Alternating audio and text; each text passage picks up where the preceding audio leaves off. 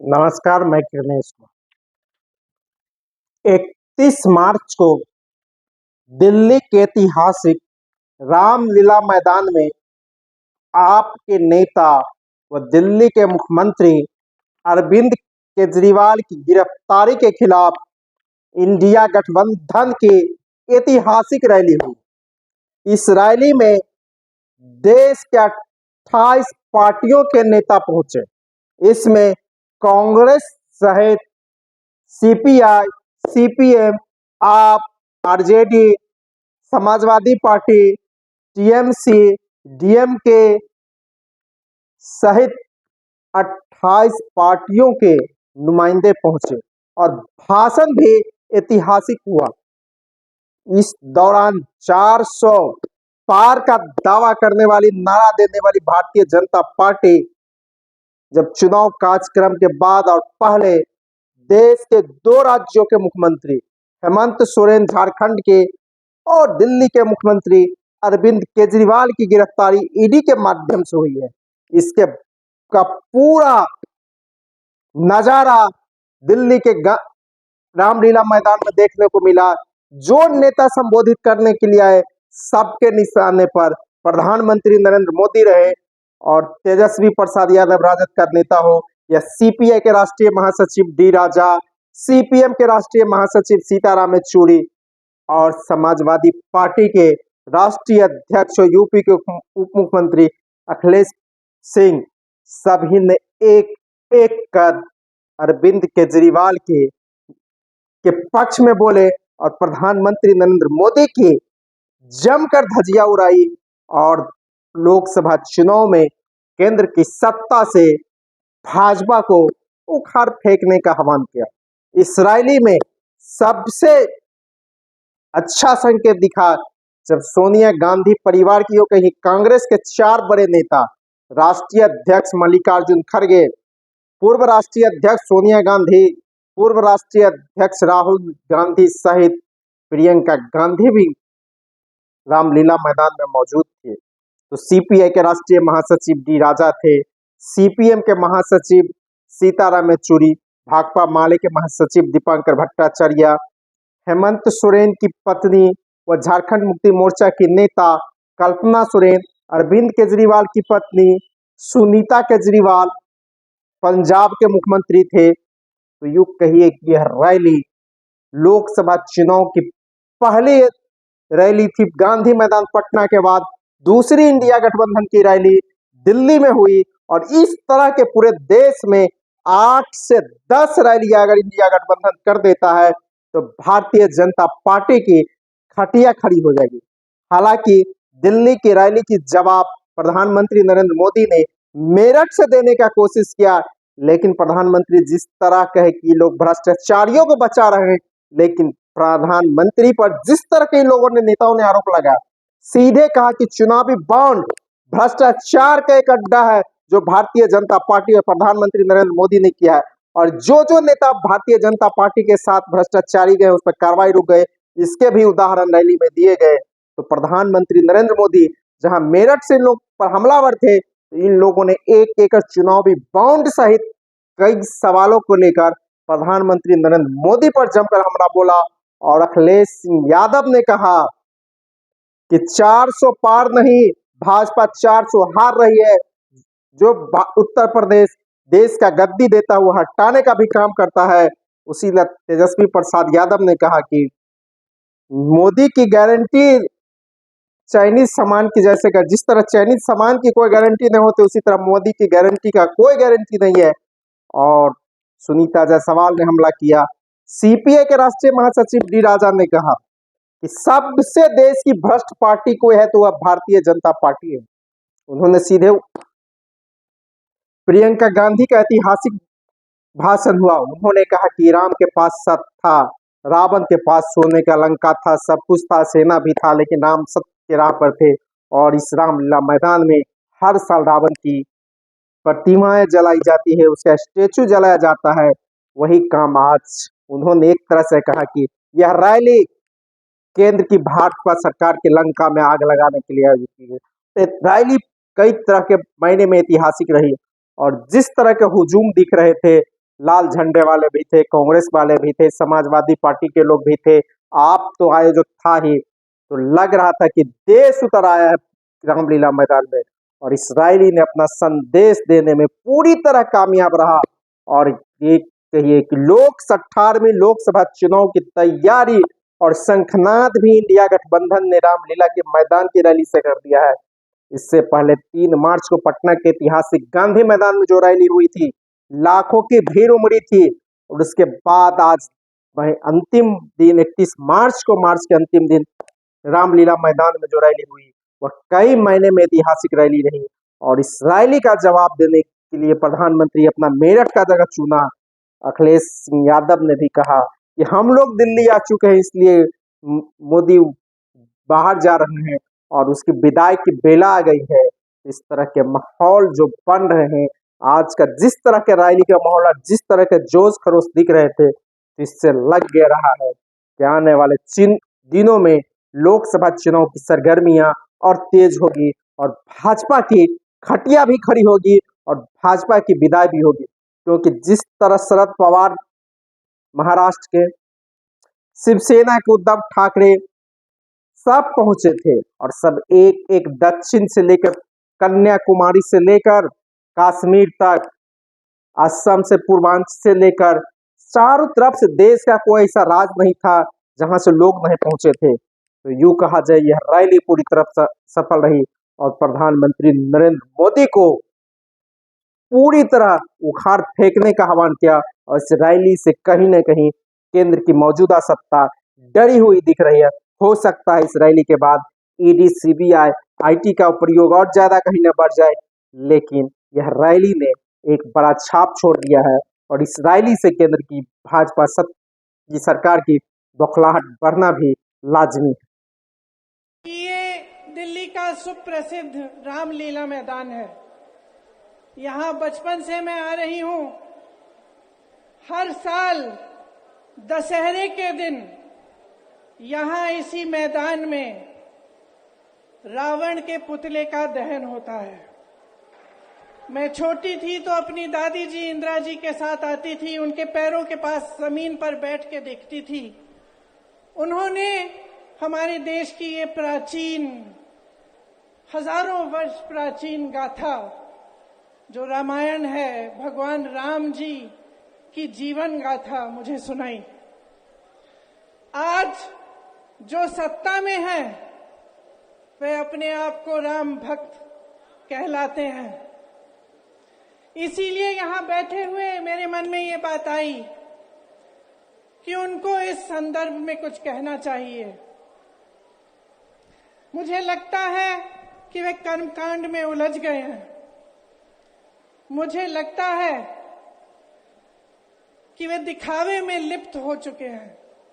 इसीलिए मैं आज यहां खड़े होकर उन्हें याद दिलाना चाहती हूं कि वो हजारों वर्ष पुरानी गाथा क्या थी और उसका संदेश क्या था। भगवान राम जब सत्य के लिए लड़े, उनके पास सत्ता नहीं थी। भगवान राम जब सत्य के लिए लड़े, उनके पास संसाधन नहीं थे। उनके पास तो रथ भी नहीं था।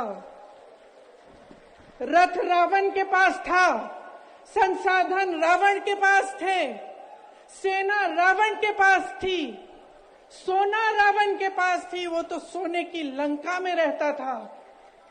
भगवान राम के पास सत्य था, आशा थी, आस्था थी, प्रेम था, परोपकार था, विनय था, धीरज था, साहस था और भगवान राम के पास सत्य था।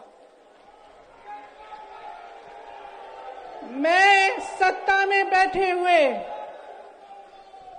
सरकार के जितने भी सदस्य हैं, अपने प्रधानमंत्री नरेंद्र मोदी जी को याद दिलाना चाहती हूं, भगवान के जीवन गाथा का क्या संदेश था। सत्ता सदैव नहीं रहती, सदैव नहीं रहती सत्ता। सत्ता आती है, जाती है, अहंकार चूर चूर होता है एक दिन, यही संदेश था भगवान राम का, उनके जीवन का। आज इस मंच से मैं भारत की 50% महिला आबादी एवं 9% आदिवासी समाज के आवाज के रूप में आप सभी के समक्ष खड़ी हूँ। आज अपनी बात कहने के पूर्व मैं बाबा तिलका मांझी, बिरसा मुंडा, सिद्धू कान्हू फूलो जानो, खंडा भील जैसे वीर वीरांगनाओं को नमन करती हूँ। हम आदिवासियों की कहानी लंबे संघर्षों एवं कुर्बानियों की कहानी है और हमें अपने महापुरुषों एवं वीरांगनाओं पर गर्व है, क्योंकि हमारे इतिहास, आदिवासी इतिहास शताब्दियों के प्रतिशोध, संघर्ष की आग से तपा हुआ, खून से लिखा हुआ इतिहास है, जिसे हमें सारे आदिवासियों पर गर्व है। आज इस मंच पर मंचासीन आदरणीय सभी माननीय गण को और खासकर हमारे साथी आम आदमी पार्टी के नेता, कार्यकर्ता गण, खास करके सुनीता मैम जी को और यहाँ उमड़ा ये जन सैलाब, आप सभी को हूल जोहार है। आज ये उमड़ा ऐतिहासिक इस मैदान में सैलाब इस बात की गवाही दे रहा है कि लोकतंत्र को खत्म करने के लिए जिस तरीके से तानाशाह ताकतों ने अपना कदम बढ़ाया है, उसको अंत करने के लिए ये संकल्प सभा यहाँ पे आमंत्रित हुई है, जिसमें आप सभी जन भारत के हर एक देश, हर एक प्रांत से आए हुए हैं। आप सभी को बहुत बहुत शुक्रिया, बहुत बहुत बधाई कि आपने हमारी ताकत को, इंडिया गठबंधन की ताकत को बढ़ाया है। आपके यहाँ उपस्थित होने से हम सब मंचासीन जितने पार्टी के कार्यकर्ता हैं, पार्टी के माननीय गण हैं, सभी को ताकत मिलती है, क्योंकि हमारी ताकत आप सब यहाँ भारत की 140 करोड़ की जनता है, जिनका बहुमत, जिनका हिम्मत, जिनका ताकत हम सभी को मिला है। आज भारत में बाबा साहेब जी के संविधान के प्राप्त जितनी भी गारंटियां हैं, उन सभी को एनडीए सरकार के द्वारा उसे नष्ट किया जा रहा है। इनकी गारंटियों की गारंटी कौन लेगा? जिन्होंने एक एक करके हमारे संवैधानिक संस्थाओं के संवैधानिक मूल्यों को तहस नहस किया है। जिस ढंग से आज बेरोजगारी चरम सीमा पर है, जिस ढंग से आज महंगाई 7वें आसमान पर है, जिस ढंग से पूरे देश में नफरत की आग फैलाई जा रही है, जिस ढंग से हर एक जाति, हर एक वर्ग के अधिकारों की रक्षा के लिए भी यहाँ कोई नहीं खड़ा हुआ है। क्या कोई भी इस देश में बड़ा नेता हो जाए, वो सबसे बड़ा नहीं होता है। आज भारत की जनता सबसे बड़ी है। अगर कोई दल बहुत अपने आप को शक्तिशाली समझता है, लेकिन भारत की 140 करोड़ की जनता से ज्यादा शक्तिशाली और ताकतवर नहीं हो सकती है। आपकी एक उंगली, इस उंगली का इस्तेमाल करिएगा। आने वाले आगामी चुनावों में इस उंगली से हमें, हमारे गठबंधन, इंडिया गठबंधन के लोगों को मजबूती दीजिएगा, क्योंकि अगर आपको अपना देश बचाना है, आपको अपना लोकतंत्र बचाना है, आपको अपने अधिकार, हक के लिए लड़ना है, तो आप लोगों को खास करके अपने इस वोट का चुनाव सही ढंग से करना होगा। आज 31 मार्च है। 2 महीने पहले इसी दिन 31 जनवरी को हेमंत जी को जेल में डाला गया। 2 महीने से जेल में है।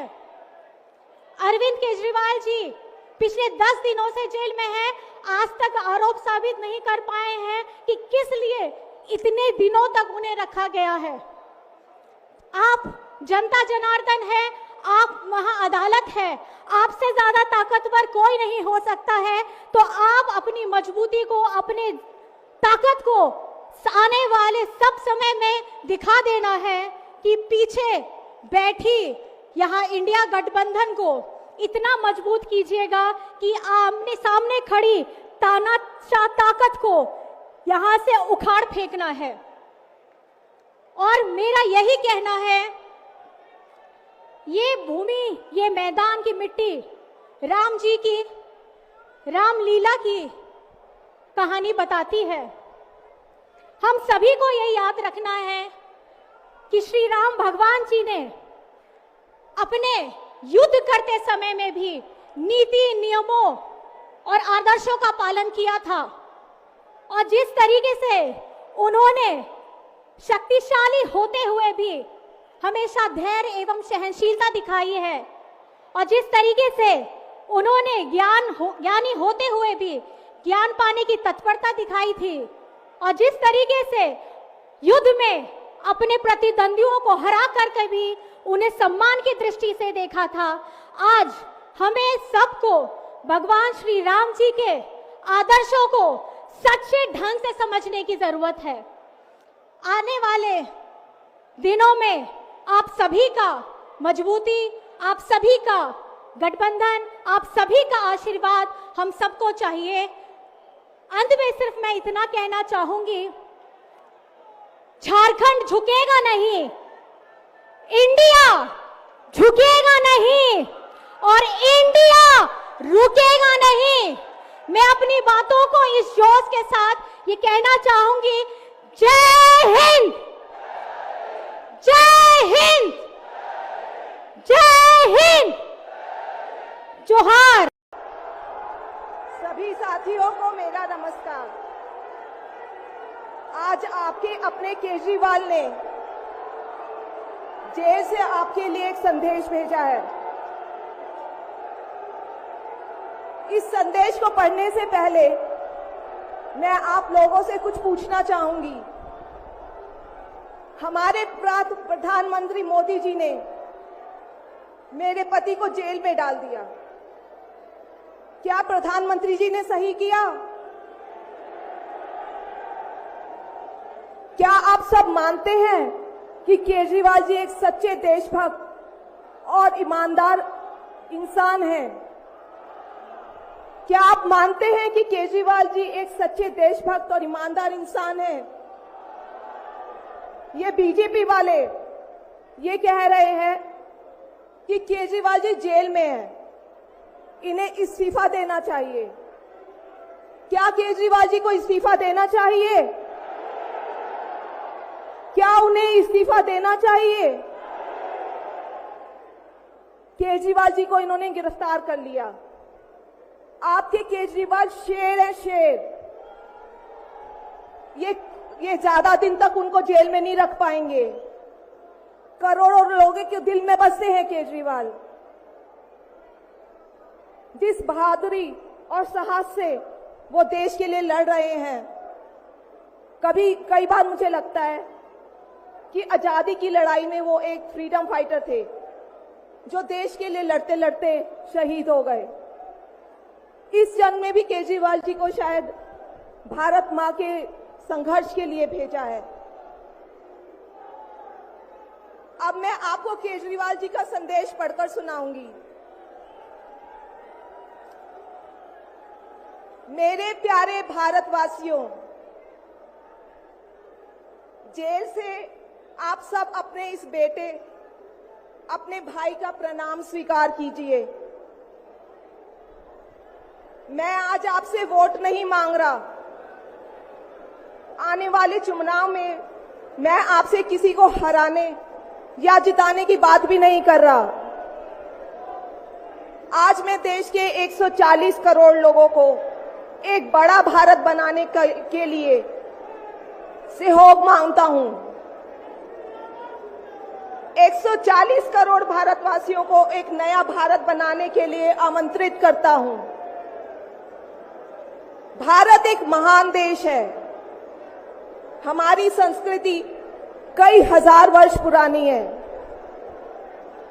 भगवान का दिया सब कुछ है भारत में, फिर भी हम पिछड़े क्यों हैं? हमारे लोग अनपढ़ क्यों हैं? गरीब क्यों हैं? मैं यहाँ जेल में हूं, यहाँ काफी समय सोचने के लिए मिलता है। रात को टूट टूट के नींद आती है। भारत माँ के लिए सोचता हूं। भारत माँ बहुत दुखी है, भारत माँ दर्द में है, दर्द से कराह रही है। जब महंगाई की वजह से लोगों को दो वक्त की रोटी नहीं नसीब नहीं होती, तो भारत माँ को बहुत दुख होता है।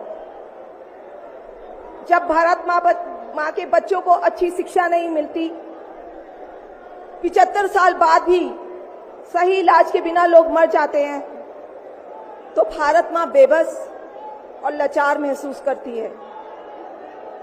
जब देश के कई हिस्सों में लंबे लंबे पावर कट होते हैं, सड़कें टूटी हैं, 75 साल बाद भी हालत खराब है, तो माँ को बहुत पीड़ा होती है। उस पर जब कुछ नेता सुबह शाम लच्छेदार भाषण देते हैं, शानो शौकत की जिंदगी जीते हैं, अपने दोस्तों के साथ मिलकर देश लूटने में लगे हैं, तो भारत माँ को बहुत गुस्सा आता है। ऐसे लोगों से भारत माँ को सख्त नफरत है। आइए मिलकर एक नया भारत बनाते हैं, 140 करोड़ लोगों के सपने का भारत, एक ऐसा भारत जहां हर इंसान को भरपेट खाना मिलेगा, हर हाथ को काम मिलेगा, कोई बेरोजगार नहीं होगा, कोई गरीब नहीं होगा, कोई अनपढ़ नहीं होगा, हर बच्चे को अच्छी शिक्षा मिलेगी, चाहे वो अमीर का बच्चा हो या गरीब का। हर बीमार को अच्छा इलाज मिलेगा, चाहे वो अमीर हो या गरीब। देश के कोने कोने में 24 घंटे बिजली होगी, देश के हर गांव में शानदार सड़कें होंगी। एक ऐसा भारत होगा जो पूरे विश्व में शिक्षा का केंद्र होगा, जहां दुनिया भर के युवा पढ़ने के लिए आएंगे। एक ऐसा भारत बनाएंगे जो साइंस और टेक्नोलॉजी में वर्ल्ड लीडर होगा। भारत के अध्यात्म को दुनिया के कोने कोने तक पहुंचाएंगे। एक ऐसा भारत बनाएंगे जहां कोई ऊंच नीच नहीं होगी, नफरत नहीं होगी, मारपीट नहीं होगी, गाली गलौज नहीं होगी, जहां सबको न्याय मिलेगा, प्रेम और भाईचारा होगा। आज मैं देश के 140 करोड़ लोगों को ऐसा भारत बनाने के लिए आह्वान करता हूं। यदि आप सब इंडिया गठबंधन को मौका देते हैं, जिम्मेदारी सौंपते हैं, तो हम सब मिलकर ऐसे महान राष्ट्र का निर्माण करेंगे। केवल नाम में इंडिया गठबंधन नहीं है, दिल में इंडिया है, दिल में।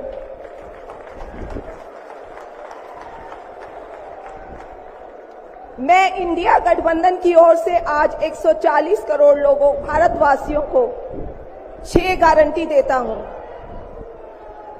पहली, पूरे देश में 24 घंटे बिजली का इंतजाम करेंगे, कहीं कोई पावर कट नहीं होगा। मंजूर है?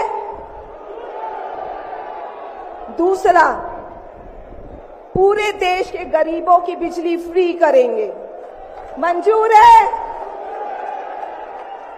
तीसरी, हर गांव और हर मोहल्ले में शानदार सरकारी स्कूल बनाएंगे। अब गरीबों और अमीरों के बच्चों को अच्छी और एक समान शिक्षा मिलेगी, होना चाहिए। चौथा, हर गांव और मोहल्ले में मोहल्ला क्लिनिक बनाएंगे, हर जिले में शानदार मल्टी स्पेशलिटी सरकारी अस्पताल बनाएंगे, देश के हर व्यक्ति के लिए शानदार और फ्री इलाज की व्यवस्था करेंगे। मंजूर है? 5वीं, किसानों को स्वामीनाथन आयोग के मुताबिक सही फसलों पर एमएसपी निर्धारित करके उनको फसलों के पूरे दाम दिलवाएंगे। मंजूर है? 6ठी,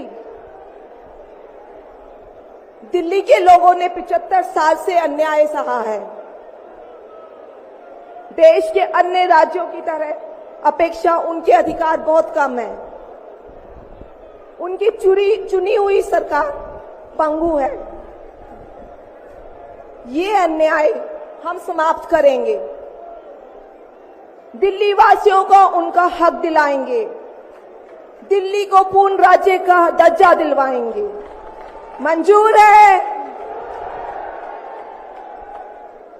मैं आज ये ऐलान करने के लिए अपने सभी इंडिया गठबंधन के साथियों से माफी मांगता हूं, क्योंकि ये ऐलान करने के पहले मैंने उनसे उनकी अनुमति या सहमति नहीं ली। जेल में हूं, इसलिए सहमति लेना संभव नहीं था। उम्मीद करता हूं कि किसी को इस पर आपत्ति नहीं होगी। ये सभी 6 गारंटी हम 5 साल में पूरी करेंगे। इसका पैसा कहां से आएगा, इसकी पूरी प्लानिंग कर ली है। मैं यहां जेल में स्वस्थ हूं, पूरी ऊर्जा से भरा हूं। इस गिरफ्तारी ने मेरे हौसलों को और मजबूत किया है। आपकी दुआएं और आशीर्वाद मुझे लगातार मिल रहे हैं। ऊपर वाला मेरे साथ है। जल्द बाहर आकर आपसे मिलता हूं। आपका अरविंद।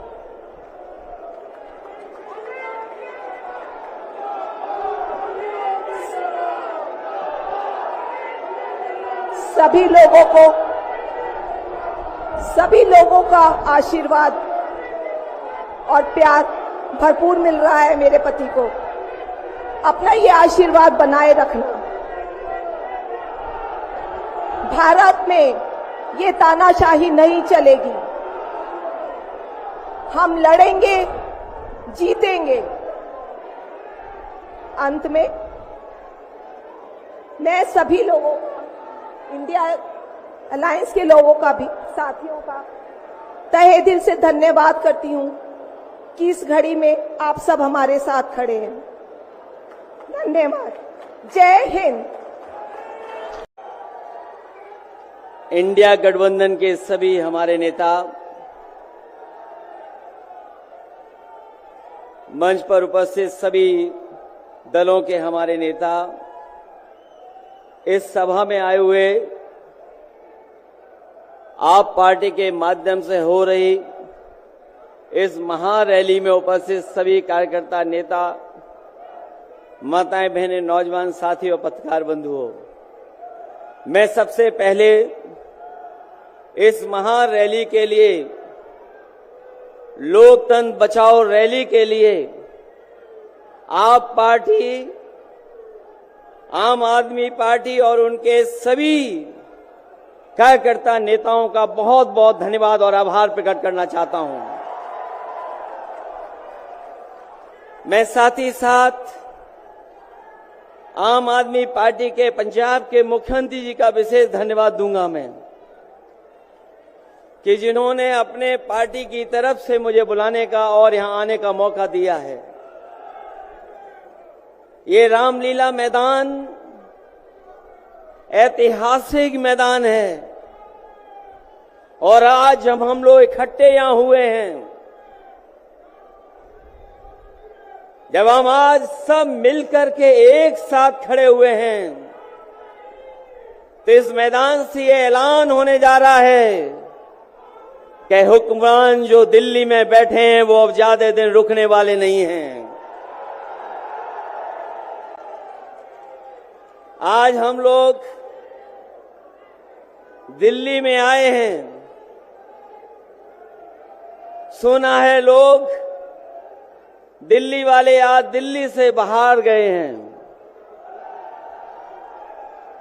ये समझ लेना हम सब लोग आने वाले हैं और दिल्ली से जो बाहर जा रहे हैं आज, वो हमेशा हमेशा के लिए बाहर जा रहे हैं। ये लोग जो नारा देते हैं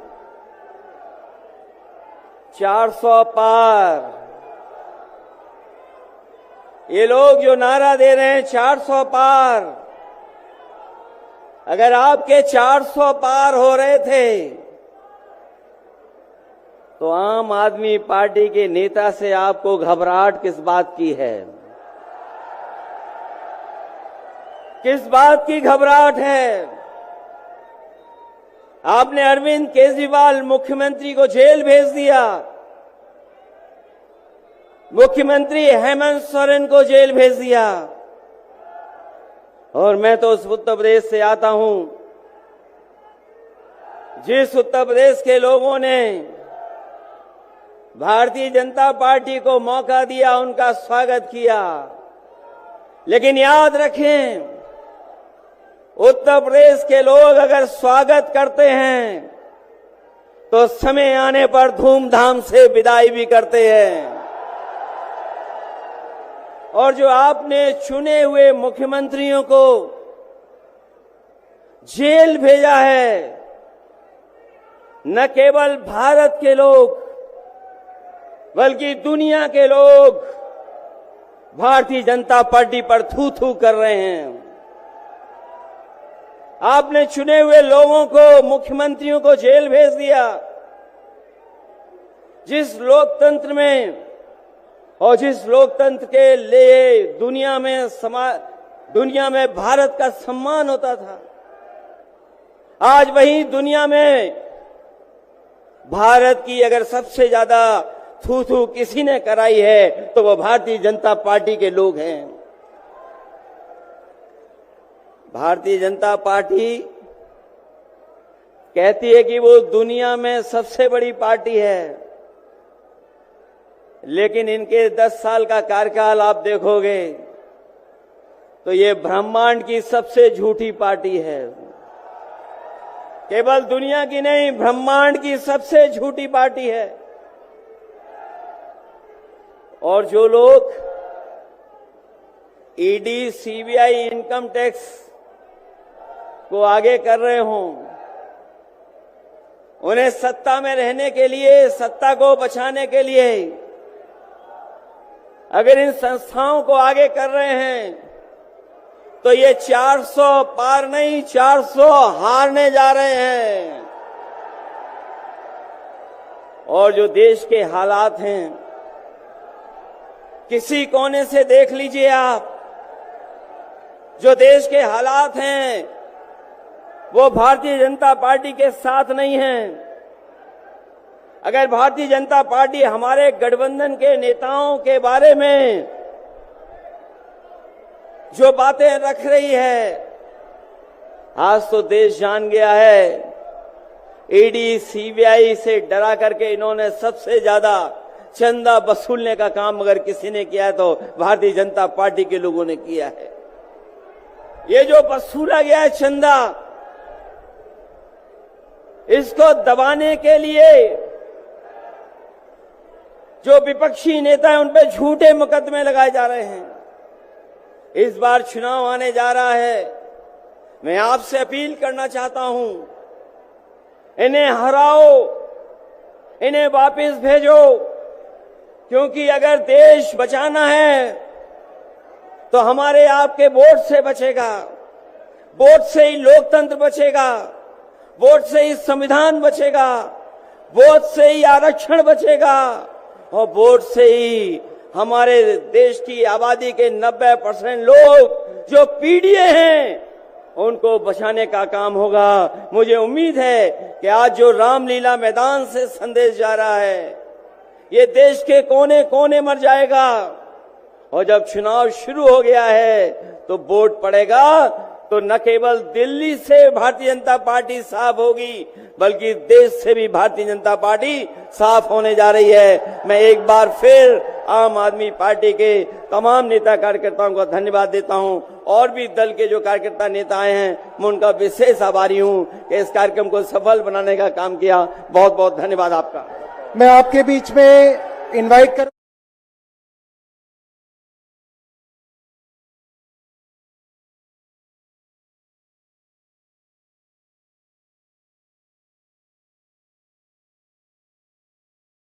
तंत्र बचाओ रैली में उपस्थित हमारे इंडिया अलायंस के सभी हमारे नेतागण, कार्यकर्तागण, पदाधिकारीगण, दिल्ली, पंजाब, बिहार से आए हुए सभी हमारे अभिभावक, बुजुर्ग, माताएं, बहनें और नौजवान युवा साथी, आप सबका इस रैली में हम स्वागत करते हैं। आप सब लोगों का अभिनंदन करते हैं। ये दिल्ली की भीड़ बता रही है कि मोदी जी जिस तरह से आंधी की तरह आए थे उसी तरह तूफान की तरह चले जाएंगे। पहला रैली हम लोगों ने पटना में किया, दूसरा बॉम्बे में किया और तीसरा आज जो है दिल्ली में हो रहा है। और मैं बता दूं, देश के कोने कोने में जहां भी हम लोग जा रहे हैं वहां जनता का साथ, आशीर्वाद मिल रहा है। आज हम सब लोग एकजुट हुए हैं देश के लोकतंत्र, देश के संविधान, देश के भाईचारा को बचाने के लिए। जिस हिसाब से देश में बांटने का काम किया जा रहा है, भाई को भाई से लड़ाया जा रहा है, नफरत की राजनीति की जा रही है, उसलिए हम सब नेता आपकी लड़ाई के लिए हम सब लोग आए हैं और आपकी लड़ाई लड़ रहे हैं। और हम लोग सब लोग चाहते हैं कि इस लड़ाई में आपका साथ मिले, आपका आशीर्वाद मिले और आपका प्यार मिले। जो लोग नारा लगाते हैं अब की बार 400 पार,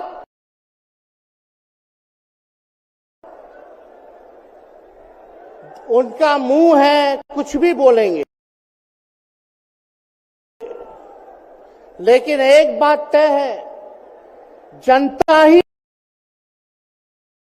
मालिक है, आप मालिक हैं और आपको तय करना है कि देश के शासन में कौन बैठने का काम करेगा।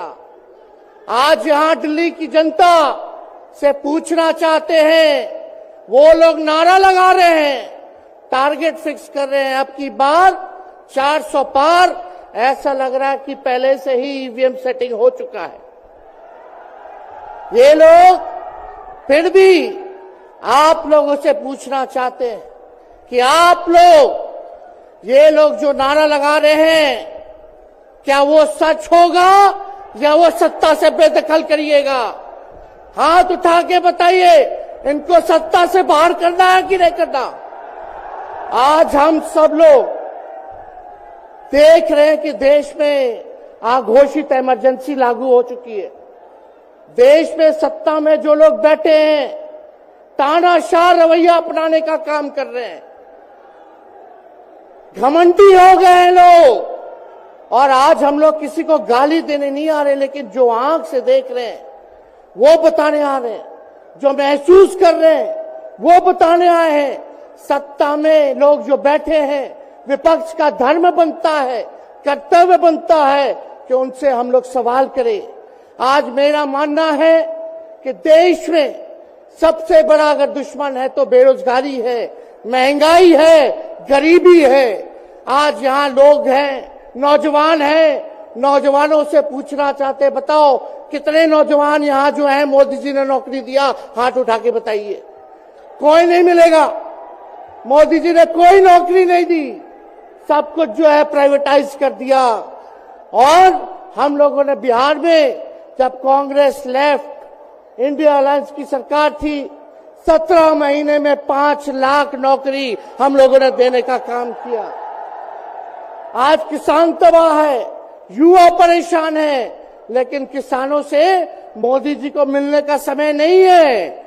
मोदी जी मिलते तो प्रियंका चोपड़ा से मिलेंगे, किसानों से नहीं मिलेंगे। अक्षय कुमार को इंटरव्यू देते थे पिछले चुनाव में, इस बार बिल गेट्स को बुला करके इंटरव्यू देने का काम कर रहे हैं। लेकिन किसानों की समस्या कैसे हल होगी ये नहीं बता रहे। किसानों से उन्होंने पिछले चुनाव में वादा किया था कि उनका आय दुगुना करेंगे। आज किसानों पर मोदी जी ने तलवार चलाने का काम किया है, जो हमारे अन्नदाता हैं। इसलिए आप सब लोग हम लोग जब आवाज उठाते हैं तब मोदी जी और उनकी जो सेल है पार्टी की, उस पार्टी का सेल में कौन है? ईडी है, सीबीआई है, इनकम टैक्स है। लालू जी को तो कई बार सताया गया, मेरे ऊपर मुकदमा किया गया, मेरी मां पर, मेरी बहनों पर, मेरे जीजाओं पर, मेरे पिता के जितने संबंधी थे सब पर केस मुकदमा किया। अभी बिहार चले जाइए, कई हमारे नेताओं पे छापेमारी चल रही है, कई जगह ईटी का रेड चल रहा है, आईटी का रेड चल रहा है। लेकिन हम लोग घबराने वाले लोग नहीं। आज देश में जिस हिसाब से हेमंत सोरेन जी को और अरविंद केजरीवाल को गिरफ्तार करने का काम इन बीजेपी के लोगों ने किया है, तो उनको हम बता दें कि इनके गीदड़ भपकी से हम लोग डरने वाले नहीं हैं। हम लोग संघर्ष करने वाले लोग हैं। और पिंजरे में तो शेर ही को कैद किया जाता है। सब लोग शेर हैं। आप लोगों ने ताकत दिया है, आपकी लड़ाई हम लोग लड़ रहे हैं।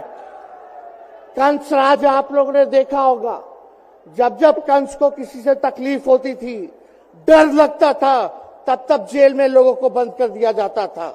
लेकिन जेल जाने से यहां कोई डरने वाला नहीं है। कितने लोगों को जेल भेजोगे?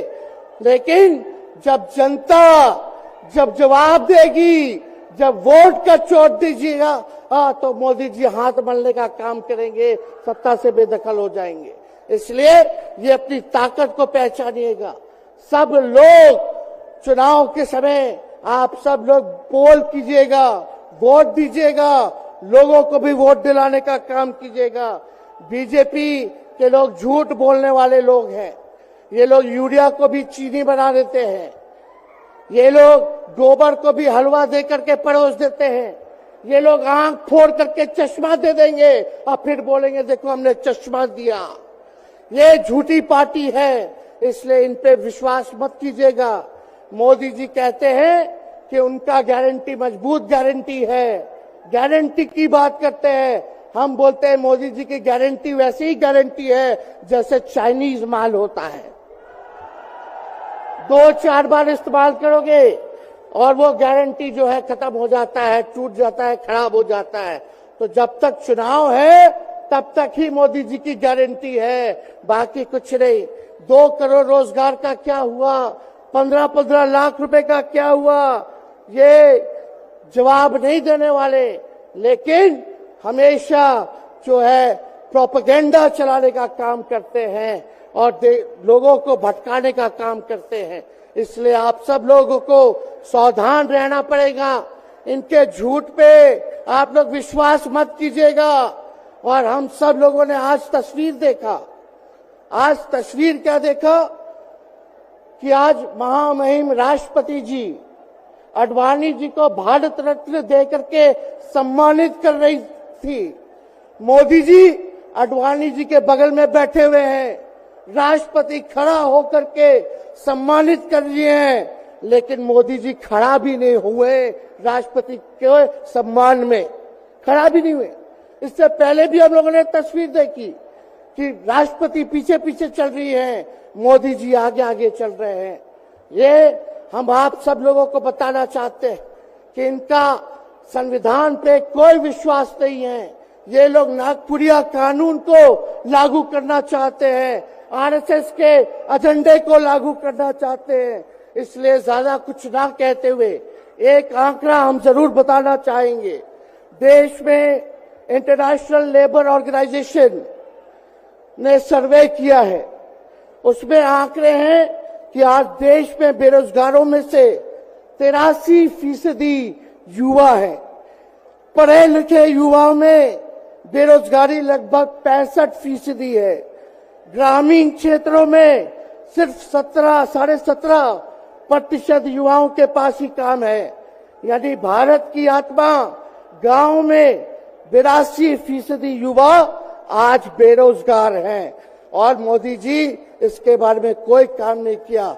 आप एक बार विश्वास कीजिएगा, अगर इंडिया सरकार की अलायंस की सरकार बनती है तो नौजवानों को हम लोग नौकरी देने का काम करेंगे, बेरोजगारी को दूर करेंगे। और जाते जाते बहुत सारे नेताओं को बोलना है, लेकिन एक अंत हम करेंगे एक गाने के साथ। और आप लोगों ने गोविंदा का फिल्म का एक गाना सुना होगा कि तुम तो धोखेबाज हो, वादा करके भूल जाते हो। रोज रोज मोदी जी तुम ऐसा करोगे, रोज रोज मोदी जी तुम ऐसा करोगे, जनता जो रूठ गई तो हाथ मलोगे। अरे तुम तो धोखेबाज हो, वादा करके भाग जाते हो। तो आप सब लोगों को बहुत बहुत धन्यवाद। आप सब लोगों का आशीर्वाद मिले और हम सभी लोगों जो है आज मिसेस केजरीवाल और हमारी बहन कल्पना जी के साथ हम लोग जो है मजबूती के साथ खड़े हैं और इस लड़ाई को लड़ेंगे और जीतेंगे। बहुत बहुत धन्यवाद। जय हिंद। बहुत बहुत धन्यवाद। मैं एक सूचना हमारे पुलिस के जो साथी हैं यहाँ पे और जो पुलिस के सीनियर ऑफिसर्स हैं, मैं उनको ये निवेदन करना चाहता हूं। देखिए, ये शांतिपूर्व